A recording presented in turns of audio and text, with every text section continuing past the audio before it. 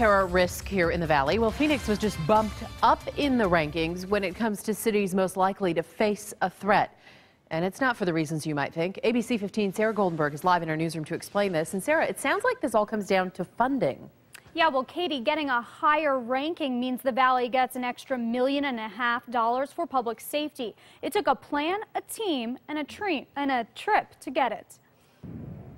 Phoenix Councilman and Glendale firefighter Daniel Valenzuela brought his fight for public safety to Washington, D.C. It's important to be accurately ranked to get what Phoenix deserves, what the Phoenix Valley deserves. Valenzuela and Phoenix Mayor Greg Stanton took their fight to Homeland Security officials to argue to raise Phoenix's ranking when it comes to terrorism threats, highlighting factors like our population and at-risk areas. Our airport, which we're all very proud of, but it's one of the 10 busiest in the nation.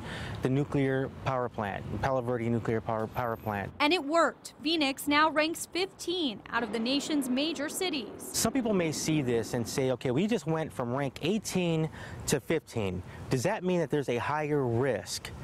No, the answer is no. The risk has always been there, and that was the point of going back to Washington, D.C. Valenzuela says it made a difference to make a personal pitch for the Valley, adding there's a lot to protect here.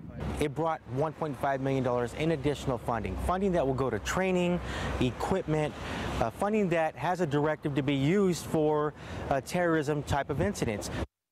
Now, the funding will be divided up and then turned into Homeland Security for approval by the end of July.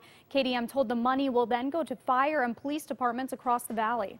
Yeah, I guess when you think about it, it can happen anywhere. You just hope it happens nowhere. Thanks, Sarah.